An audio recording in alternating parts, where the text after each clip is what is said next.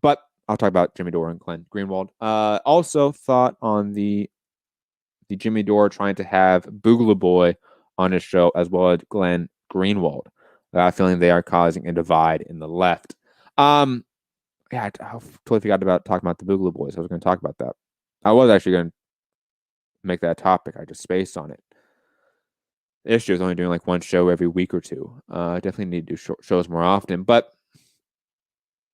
on the whole Boogaloo Boy thing, let me break that down first, because I think that's a very specific issue, right? And the whole Red Brown Alliance and the attempt to reframe history of Fred Hampton, the Black Panthers, as supporters of the KKK and neo-Nazis. Like that was a significant issue with the discourse, let's call it, right, on the left.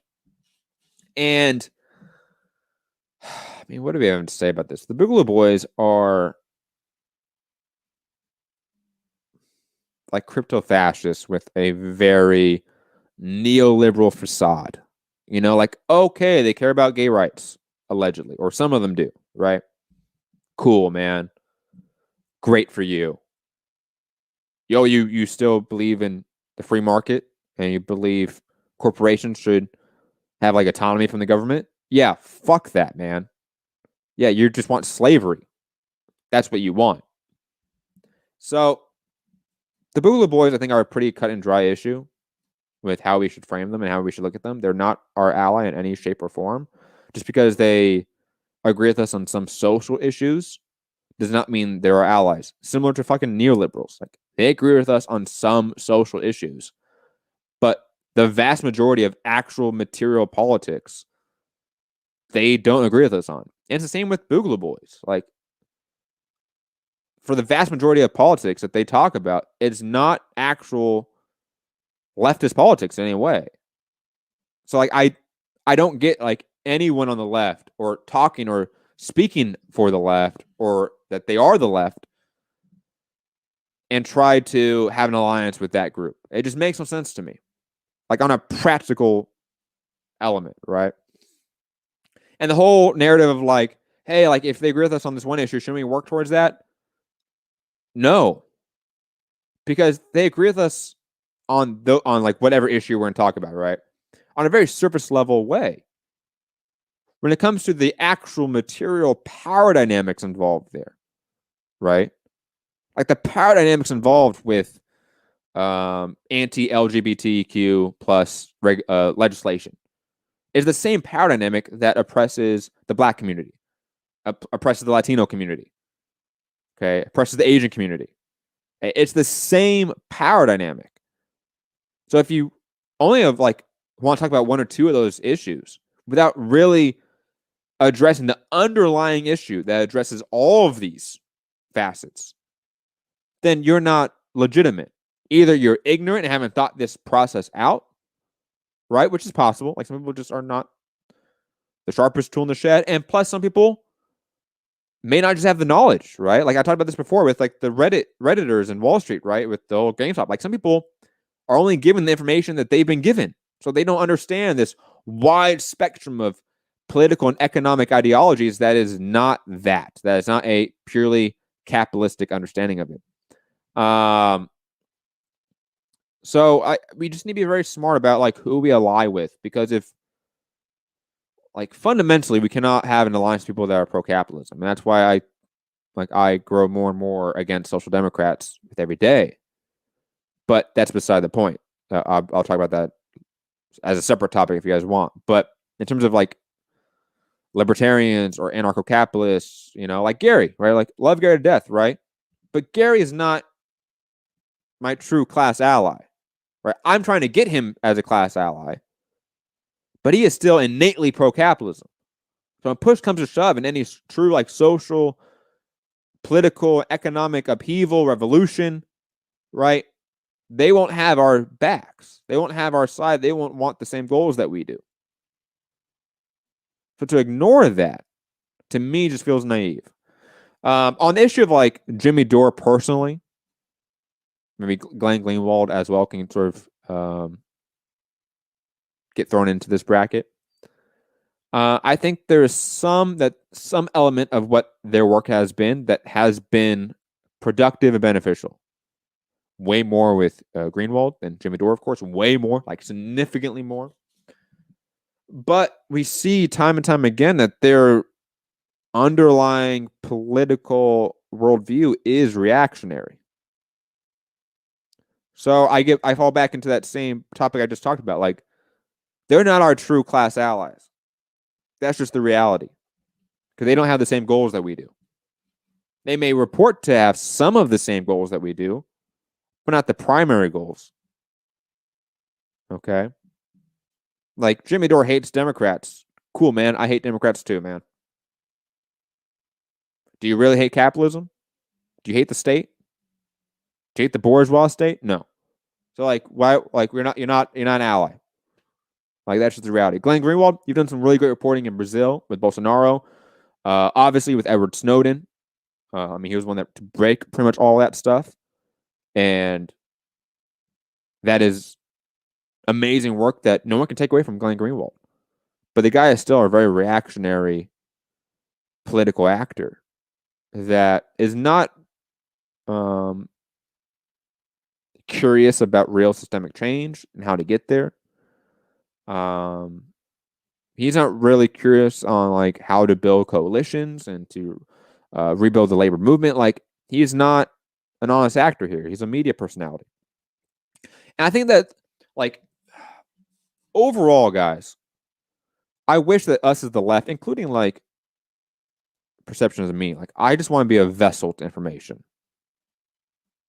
Right? I try really hard to not just get on here and wax about shit I don't know. When I get to a subject I don't know about, I try to refer to people that do know about it or play content from people that do know about it, right? So I like I'm a vessel to information, right? But even me, like, be very cautious of personalities, media personalities in this space. Okay? Especially when they have no real connection to labor movements. Okay? Even check my own politics at times. Right? I hope you guys do that. Like, I hope if I ever come out and say something very reactionary, that you guys can go, hey, Matt, you sound like a reactionary right now. Okay? Because I don't have a connection to the labor movement. I'm not in a labor union. Okay? I'm not in the rank and file. So it's really easy if you're not connected to the material realities of the labor movement to end up with reactionary takes on particular issues. It's very easy. Okay? It's when it becomes a trend that, like, it becomes an issue. And with Glenn Greenwald, it's become a trend. With Jimmy Dore, it's been a trend for a long, long time. With Glenn, it's been more recent. I would say the last, 2 years or so. It's become far more evident. Sam O saying he's on the Tucker Carlson show a lot. Same with Jimmy. And look, I don't think being on Tucker Carlson is the red flag. The red flag is how they use that platform. Right? Like, for example, when Jimmy Dore was on talking about Julian Assange, right? I saw a lot of people on the left in the Force the Vote crowd, of course, that were applauding that. That, oh, look at Jimmy bring up Julian Assange and how he needs to be pardoned and all this stuff, blah, blah, blah, blah. But they conveniently ignore that the first half of that interview was Jimmy Dore attacking the left, not liberals, not the Democratic Party, the left, by name, the left, as the responsible party for censorship in big tech. That is a massive fucking issue. Think about it, okay? I want to say I talked about this on another show too. That if you go on Fox News to plead a case for Julian Assange, that he shouldn't be censored, all that stuff, right? They should be free. But you frame that initially with the idea that the left is responsible for big tech and that censorship, responsible for Facebook being exploitive and oppressive, then the Fox viewer that doesn't understand leftist politics, leftist understanding and contextualization, right?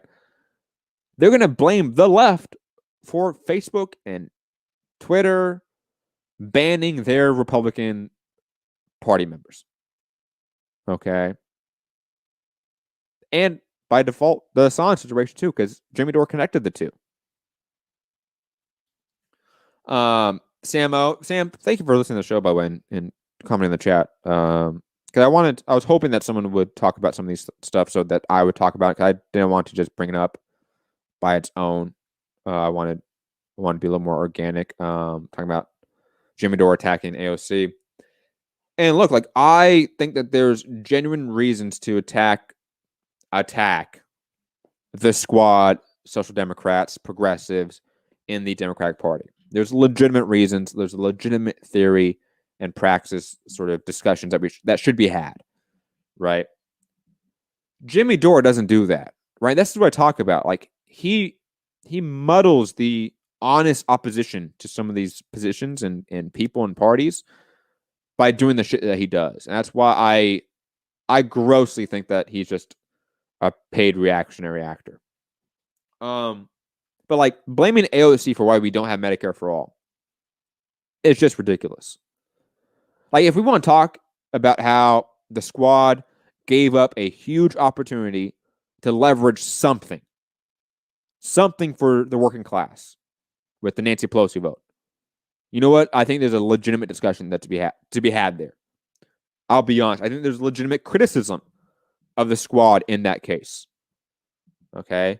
But when you then go with this hyperbolic statement that AOC is the reason that you're not getting Medicare for all, when no matter what they did, Medicare for all would not have passed the House, let alone the Senate at the time.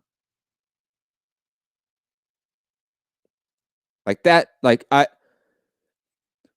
there's legitimate opposition and criticism of the squad and how they capitulate to the establishment more often than they not.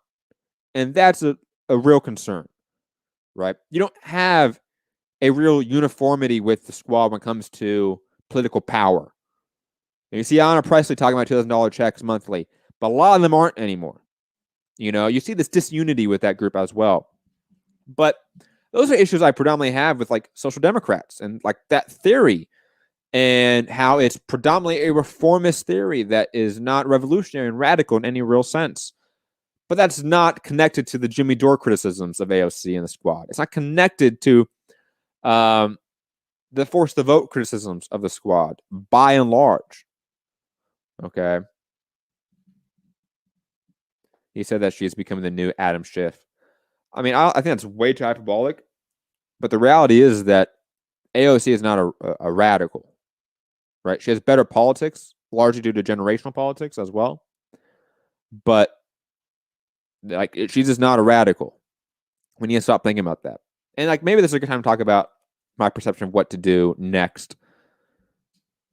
One, like I've been stating over and over again, before we even talk about either and or third party routes or reforming the Democratic Party, right? We got to rebuild the labor movement, rebuild the unionization movement.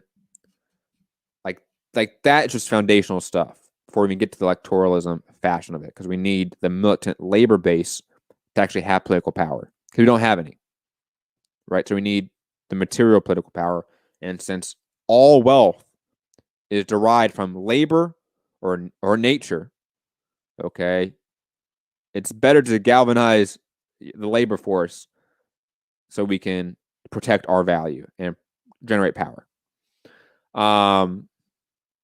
But in terms of like third party or Democratic Party, I'm of the mindset that we should have and you know what? I don't agree with, again, Social Democrats in large fashion, but Bhaskar Sangara of Jacobin in the Socialist Manifesto, he wrote at the very end about how you need a political party that is willing to be strategic, right? In certain locations, it's just impossible to run as a Democrat.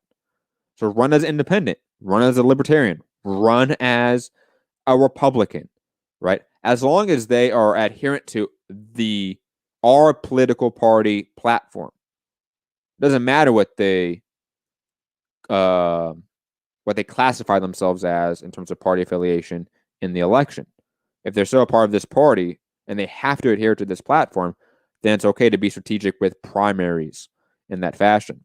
But on top of that, we need also to run separately as that separate party, whether it's the New Socialist Party, the Workers' Party, whatever you want to fucking call it, right? You have to have this sort of uneven geographical tactical plan here. And I think that it's not about a sort of absolutist sort of discussion here. Because again, there's certain locations that it's impossible to run as a Democrat. It's impossible to run as a Republican. It's impossible to run as independent. And we have to be honest about that power dynamic. Okay. Sammo saying she is the best ally we got in terms of AOC. She is definitely one of the better allies we have in Congress. That is absolutely true. I would say her along with Ilhan Omar, Rashida Tlaib, Ro Khanna, Anna Presley, and obviously like Bernie Sanders. They're allies. They absolutely are allies in terms of congressional power. We can use them and influence them more because they share a lot more of our political ideology. But at the end of the day, like they're not for the revolutionary political moment that we need or movement that we need. Like they fundamentally are not. To be honest about that, are they useful for getting short-term material gains? Absolutely. But those short-term material gains are not the end-all goal, are not the primary goal, and we cannot let them, those short-term gains I'm talking about, satisfy us enough to not be focused on the revolutionary struggle. I hope you guys get what I'm saying there. Sammo mentioned Cori Bush. Yeah, Cori Bush is awesome, but like she just got in. She doesn't have a record yet.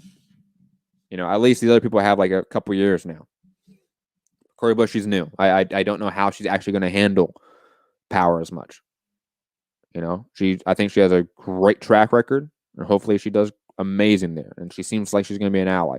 Don't know yet. It's been 2 weeks.